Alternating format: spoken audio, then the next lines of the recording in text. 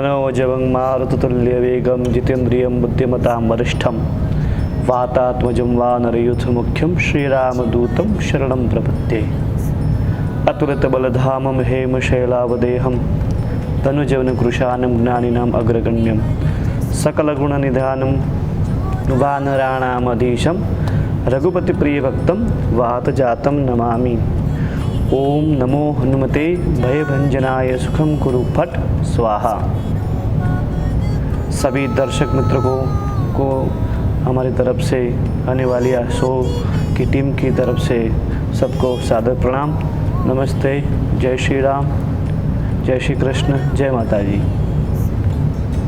आज हम मंगलवार का व्रत कैसे किया जाता है, उस व्रत में कौन से भगवान की पूजा करनी चाहिए और उस व्रत को किस तरह से करते हैं उसकी विधि हम जानकारी प्राप्त करेंगे।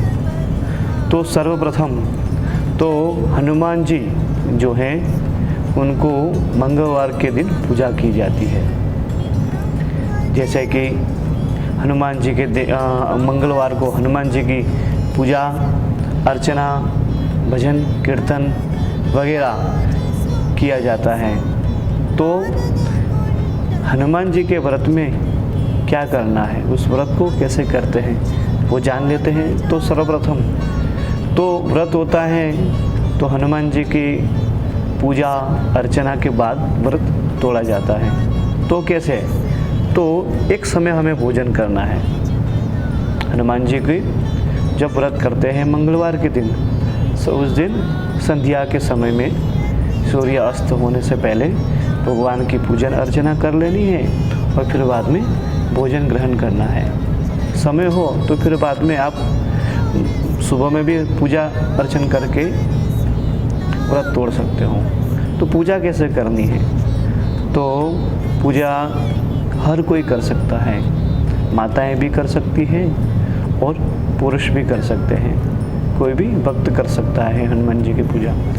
तो हनुमान जी की चित्र प्रतिमा हो घर में मंदिर, तो भगवान के आगे प्रसाद बनाए, कड़ा प्रसाद हो, रोट हो या फिर बाद में केले का प्रसाद हो और कुछ भी स्वीट हो वो भगवान के आगे धराएं। धूप कीजिए, दीपक कीजिए और भगवान को सामने हनुमान चालीसा का पाठ कीजिए। हनुमान जी के जो 12 नाम है उसे स्मरण कीजिए। अगर आपको कोई भी हनुमान चालीसा किसी सिवाय भी कोई हनुमान जी का स्तोत्र हो, पाठ हो, तो वो भी आप कर सकते हो। तो विशेष करके हनुमान चालीसा के पाठ करना चाहिए हमें।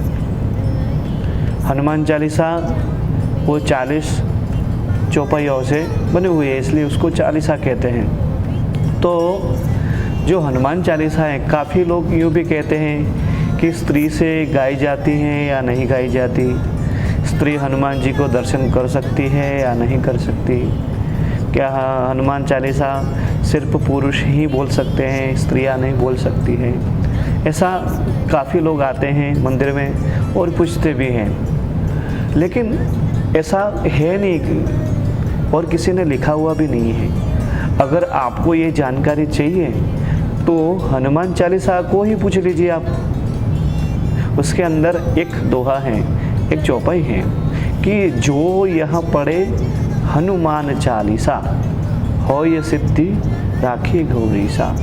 यानी कि जो भी कोई, ऐसा थोड़ी लिखा है कि जो मनुष्य जय स्त्री जय बालक पढ़े हनुमान चालीसा, ऐसा कुछ लिखा नहीं है। कि जो यानी पुरुष स्त्री कोई भी इसका पाठ करता है कि उसके ऊपर भगवान श्री रामचंद्र जी, उमापति महादेव और हनुमान जी की हमेशा अनुकंपा रहती है।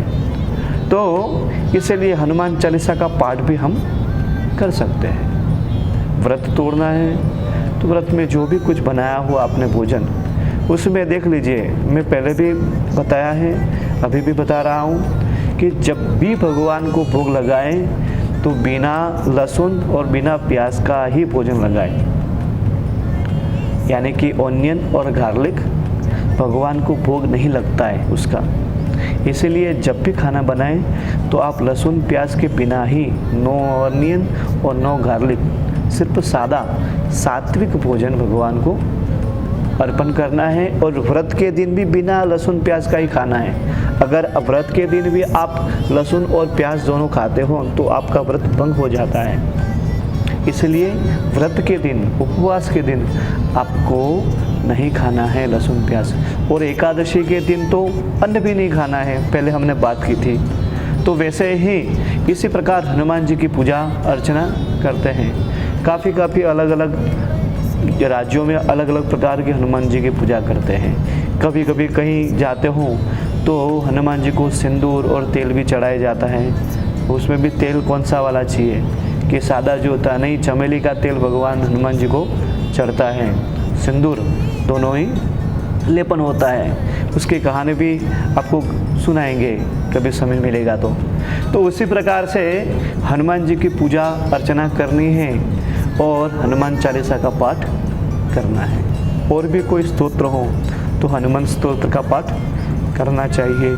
जैसे पंचमुखी हनुमान जी का स्तोत्र भी है। ऐसे काफ़ी सारे हनुमान जी के स्तोत्र हैं जिन्होंने शंकराचार्य जी ने भी बनाए हैं। और भी महापुरुष हो और भी विद्वान जो शास्त्री जी हैं वो जो विद्वान हैं उन लोगों ने भी बनाए हैं। तो कोई भी आप पाठ कर सकते हो। इसी प्रकार से इस व्रत को किया जाता है। अब इसकी कथा क्या है, इसकी कथा क्या सुननी है, तो इसकी कथा है। आजकल तो बुक मिलती भी है सभी लोगों को, लेकिन एडमिंटन में स्टोरों में मिलती होगी। लेकिन अब सबसे अच्छा ये मोबाइल आ गया है। तो ये मोबाइल के कारण उसके अंदर सब कुछ मिल जाता है। एप्लीकेशन होती है, सप्तवार ऐसे लिखो आप तो सातों सात वारों की कथा उसके अंदर आ जाती है। उसके अंदर मंगलवार की कथा है तो उसके अंदर बहुत सुंदर सी कथा है। तो कथा है, सुंदर नाम का नगर है। उस नगर के अंदर केशव दत्त नाम का ब्राह्मण रहता है। वो, उसकी पत्नी अंजलि उसके साथ सुख वैभव हर प्रकार की सुख को भोग रहा है।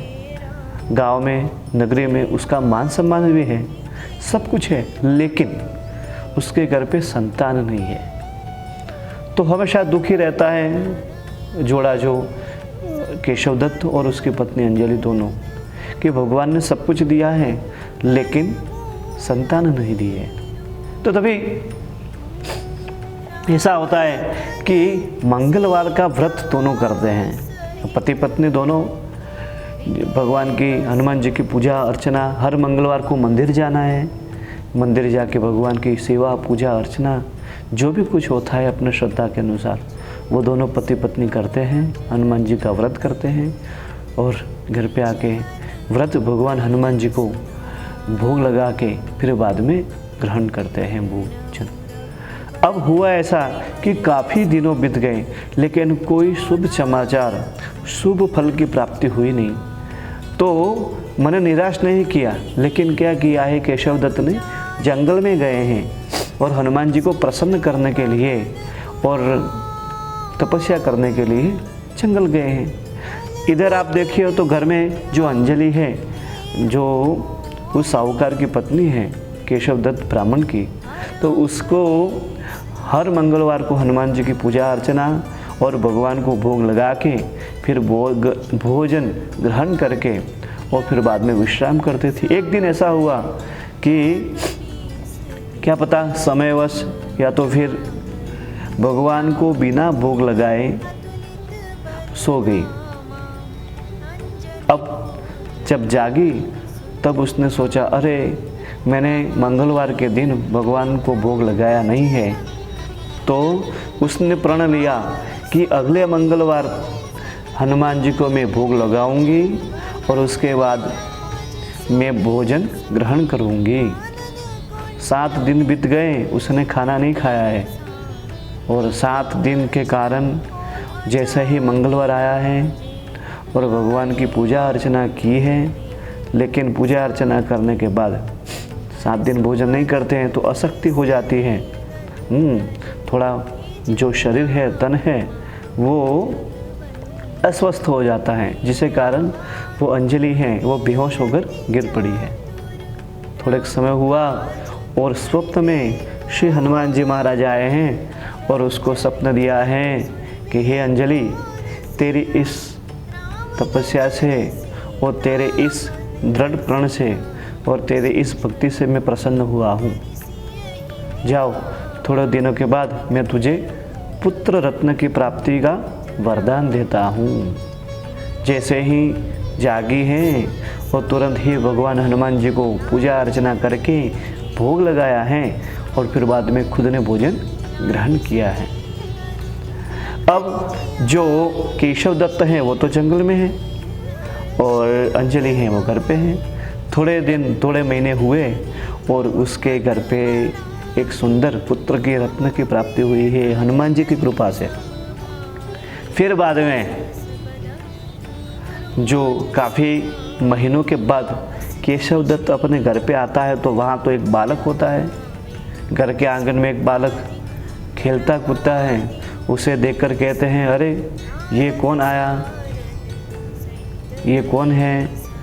तब जो माता जो अंजलि हैं वो अंजलि कहती है कि बालक ये तेरे पिता हैं। पिताजी यूँ करके पास गया है, लेकिन केशव दत्त के मन में कुछ अलग ही चल रहा है कि मैं तो घर पे था नहीं तो बालक कहाँ से।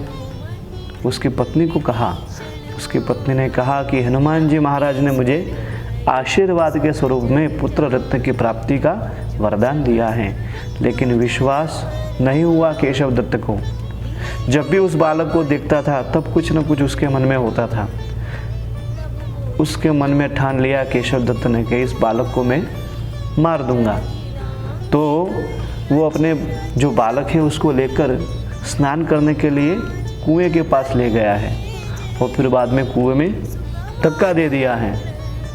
लेकिन हनुमान जी की कृपा से मिला हुआ था पुत्र, तो हनुमान जी तुरंत ही उसे बाहर लेकर आए हैं और कहा है कि हे केशव दत्त, ये जो बालक है मेरे ही वरदान के अनुसार, मेरे ही अनुकंपा के अनुसार तुझे प्राप्त हुआ है। तेरी स्त्री है वो पतिव्रता है। तेरे मन में जो भी कोई शंका है उसे मिटा दे। वो बालक को देखकर हनुमान जी को प्रणाम किया है और फिर बाद में बालक को गोदी में उठाकर घर गया है। और नियम के अनुसार दोनों पति पत्नी ने, केशव दत्त और उसकी जो पत्नी है अंजलि, दोनों ने नियम के अनुसार हर मंगलवार के दिन मंदिर जाना है, हनुमान जी की पूजा करनी है, अर्चना करनी है, भोग लगाना है और फिर बाद में स्तोत्र पाठ जो भी कुछ हो वो करके हनुमान जी को प्रसन्न करने के लिए अपने श्रद्धा के अनुसार, भक्ति के अनुसार व्रत तप करते हैं।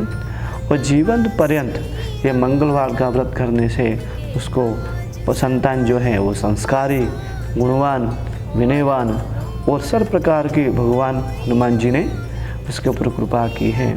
तो ऐसे ही जो भी कोई भक्त हनुमान जी की ये मंगलवार के दिन जो पूजा करता है, अर्चना करता है, तो भगवान हमेशा उसके ऊपर अनुकंपा बनाए रखते हैं। इसीलिए आज जो मंगलवार है उस मंगलवार के दिन आप भी अपने श्रद्धा के अनुसार व्रत कीजिए, तप कीजिए, हनुमान जी को प्रसन्न करने के लिए यथा भक्ति कीजिए, तो हनुमान जी वो प्रसन्न होंगे और अपने ऊपर कृपा करेंगे। उसी के साथ नमस्कार, प्रणाम, जय श्री कृष्ण।